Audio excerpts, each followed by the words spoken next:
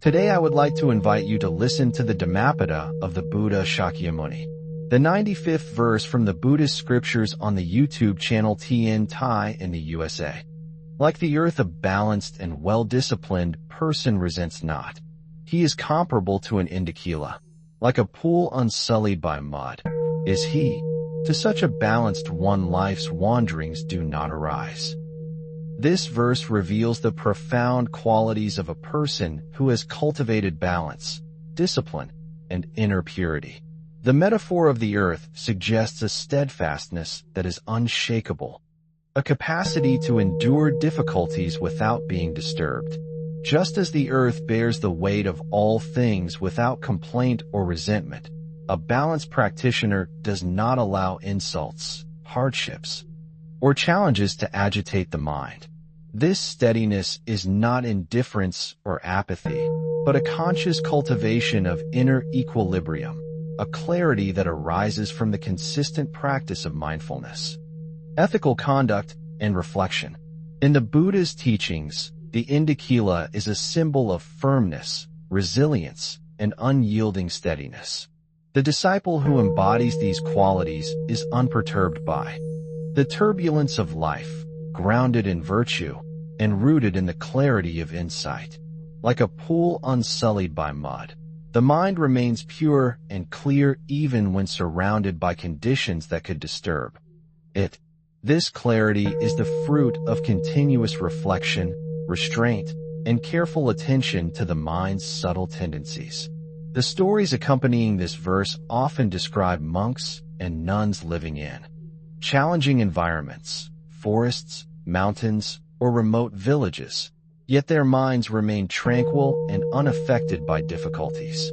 They practice equanimity in the face of praise and blame, gain and loss, comfort and discomfort. They observe the arising of desire, aversion, and delusion within themselves, recognizing their impermanent nature, and allow them to pass without grasping or identification.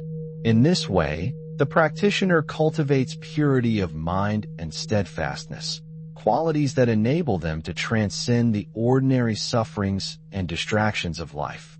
The verse also emphasizes the elimination of resentment. A person who resents is bound by the past, clinging to perceived injustices, and carrying a burden of mental disturbance. In contrast, the balanced and disciplined practitioner releases resentment through understanding and insight. They recognize that all phenomena arise in dependence on conditions, and that clinging to anger or grievance only perpetuates suffering. In their steadiness, they reflect the teachings of the Buddha, that peace arises not from the absence of challenge, but from the cultivation of inner freedom, clarity, and ethical conduct. Life's wanderings, as mentioned in the verse, refer to the continuous cycle of birth, death, and rebirth, as well as the endless restlessness of the untrained mind. The person whose mind is balanced and disciplined experiences neither internal turbulence nor the pull of unskillful tendencies. Like a serene pond, their awareness is deep, calm, and reflective, responding to circumstances with wisdom rather than agitation. Such a mind naturally avoids actions that lead to suffering for oneself and others. The cultivation of balance and discipline requires diligent practice. The practitioner must observe the senses, recognize subtle tendencies of attachment, aversion, or pride, and bring awareness to each moment. Through meditation, reflection, and ethical living, they gradually purify the mind from defilements, creating a stable foundation for wisdom, compassion, and equanimity. The stories in the Dhammapada commentaries illustrate this path through the lives of disciples who, even when confronted with insult, scarcity, or hardship, maintain their calm and clarity. They exemplify the strength of a mind trained in equanimity and the transformative power of sustained inner cultivation. The imagery of the earth and the unsullied pool highlights both the firmness and the purity of the balanced practitioner. They are capable of enduring and responding appropriately to external conditions without allowing the mind to be disturbed, and their awareness remains clear, unclouded by defilements. The 95th verse thus serves as a guide for all who seek liberation, teaching that steadiness, discipline, and purity of mind are essential for transcending the disturbances and wanderings of ordinary life. By emulating these qualities, practitioners cultivate resilience, wisdom, and compassion, embodying the Dharma in every thought, word, and action. The teaching reminds us that the peace and clarity of the balanced mind are not dependent on external conditions, but arise from the continuous practice of mindfulness, ethical conduct, and reflective insight. Each moment becomes an opportunity to observe, release, and cultivate steadfastness, purity, and equanimity. By following this path, the mind becomes like the earth and the unsullied pool, capable of sustaining challenges without agitation, remaining clear and receptive, and free from the wandering tendencies that lead to suffering. In this way, the practitioner progresses steadily along the path of liberation, embodying the wisdom and serenity of the Buddha's teaching and demonstrating that the cultivation of balance and discipline is both practical and profoundly transformative. The cultivation of balance and discipline in the practitioner's mind is not a sudden occurrence but the result of sustained awareness, persistent practice, and deep reflection.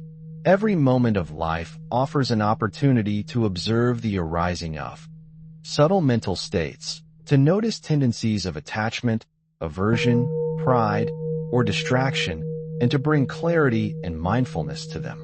Just as the earth supports all life without complaint or resistance, the balanced practitioner supports the experiences of life with serenity and insight. Their mind does not cling to praise or resist criticism. It does not grasp pleasure nor recoil from discomfort. They understand that the phenomena of the world, including their own thoughts and feelings, are impermanent and conditioned. This insight allows them to maintain equanimity, neither overwhelmed by joy nor destabilized by sorrow. In the teachings of the Buddha, this steadiness is linked to the development of the noble qualities of the mind, including mindfulness, concentration, and discernment. The indicula, mentioned in the verse, symbolizes firmness and resilience, reminding us that the disciplined mind is both strong and flexible, capable of withstanding the challenges of life without being rigid or brittle. The practitioner learns to respond skillfully to each situation, guided by wisdom, ethical conduct, and compassion. They cultivate patience in the face of difficulty, understanding that all conditions are transient and that disturbance arises only when the mind clings or resists.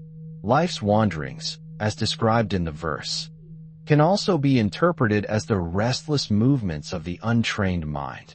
When a person is attached, reactive, or proud, the mind drifts from moment to moment, chasing desires, fleeing from discomfort, and creating cycles of suffering. The balanced practitioner, however, cultivates stillness and clarity, allowing the mind to rest naturally in its own luminosity.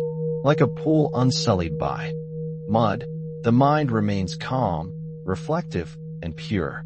This purity is not the result of isolation from the world, but emerges from a skillful engagement with life in accordance with the Dharma. The practitioner observes the arising of sensations, thoughts, and emotions with careful attention, allowing them to pass without grasping. Each interaction with others, each movement through daily life, becomes an exercise in mindfulness and reflection. Through this practice, subtle defilements are gradually weakened, the power of attachment and aversion diminishes, and the clarity and steadiness of the mind increases. In the lives of the Buddha's disciples, we see concrete examples of this cultivation.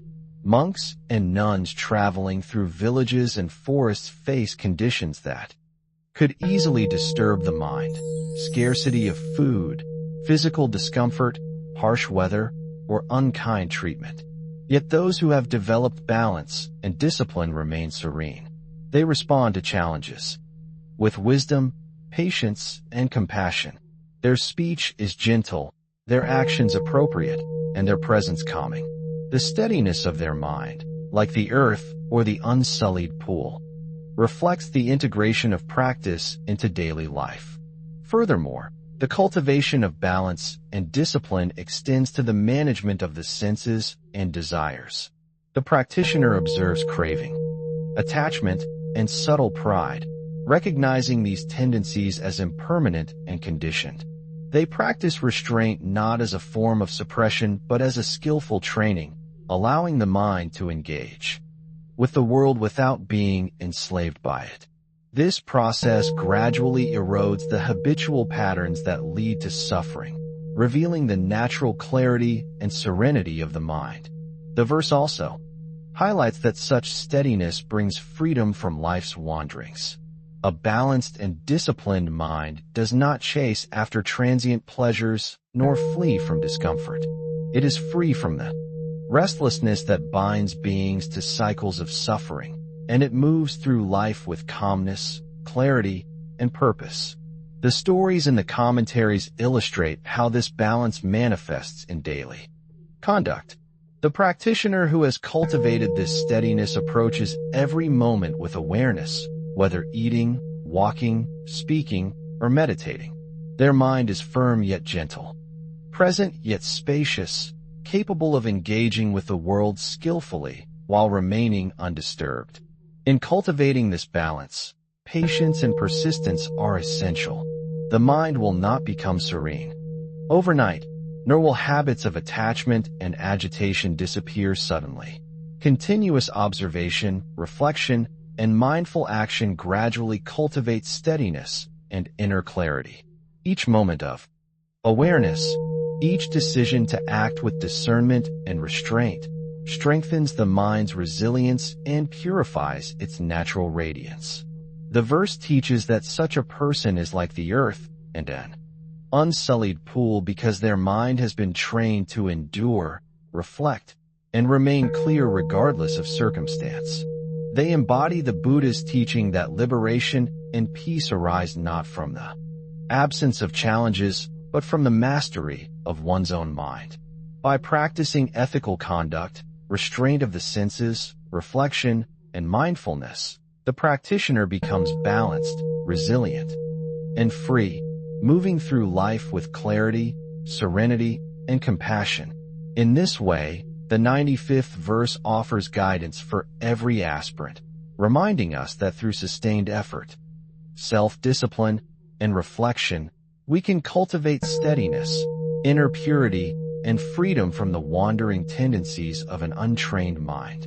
The mind, like the earth and an unsullied pool, becomes a source of calm, clarity, and inspiration for oneself and for all beings. The balanced and well-disciplined practitioner continues to deepen their understanding and cultivation of equanimity. As they move through life, such a person recognizes that attachment and aversion are the roots of suffering and that the mind's clarity is preserved through careful attention, patience, and continual mindfulness. In every encounter with the world, they maintain a reflective and compassionate presence, neither disturbed by insult nor seduced by praise. Just as the earth supports all beings impartially, the practitioner supports experiences with calmness and impartiality, responding with wisdom and gentleness rather than reactivity. In the narratives accompanying this verse, we find examples of monks and nuns who live in challenging environments yet maintain a mind as calm and clear as a pond unsullied by mud. They walk through crowded villages, navigate interactions with lay people, and endure hardships in solitude, yet their inner steadiness remains intact. This illustrates the transformative power of continuous mindfulness and disciplined practice. Their balance is reflected not only in their internal state, but also in their interactions. They cultivate patience with the faults and limitations of others, recognizing that all beings are subject to ignorance, craving, and delusion. Their words are measured and considerate, their actions skillful and timely. They do not act from impulse or desire, but from insight and discernment, demonstrating the harmony that arises from a mind that is disciplined, balanced, and deeply aware.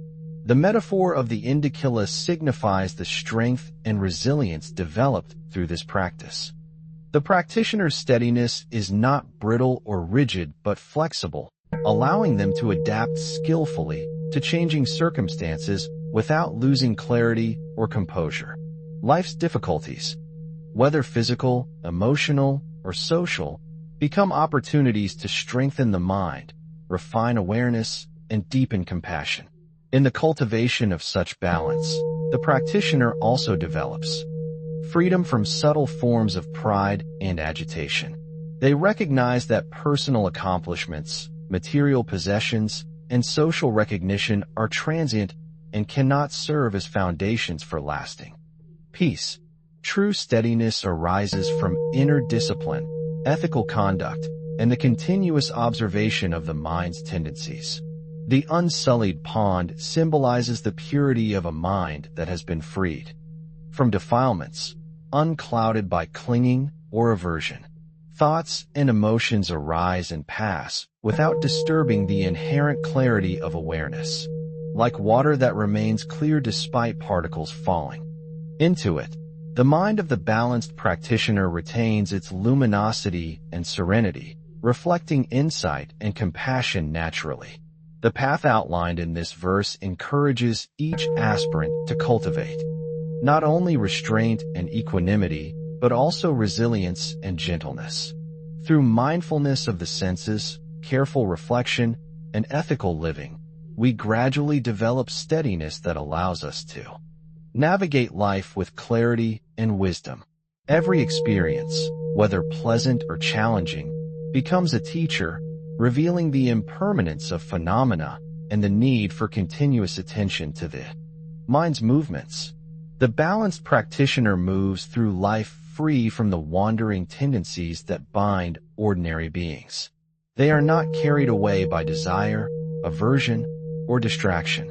Instead, they remain rooted in insight and virtue, responding to the world with skillful means.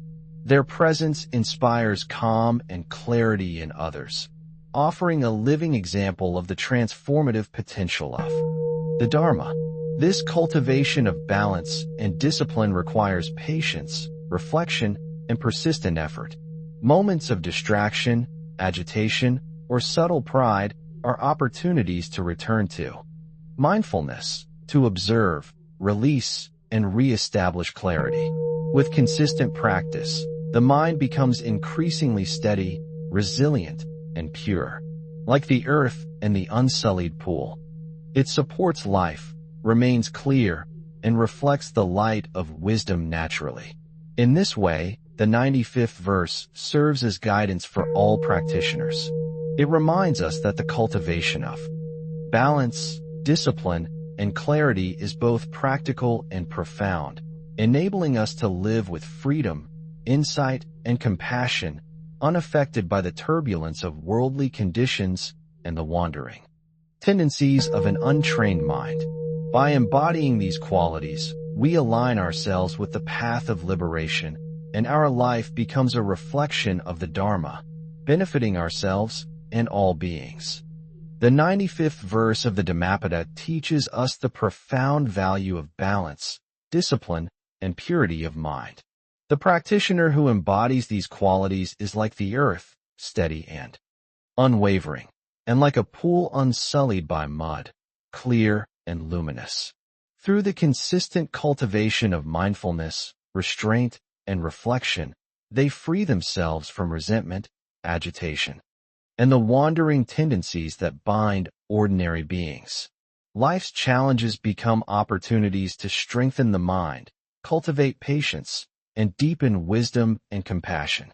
May we take this teaching to heart, observing our minds with awareness, practicing equanimity, and developing balance and discipline in every aspect of our daily lives. In doing so, we reflect the Dharma, inspire others, and progress steadily on the path to liberation. Thank you for watching my video. Namo Amitba. I wish to bring this merit towards all disciples and sentient beings, all of whom will attain Buddhahood. Remember to like, share, and subscribe to my YouTube channel. I really appreciate your time.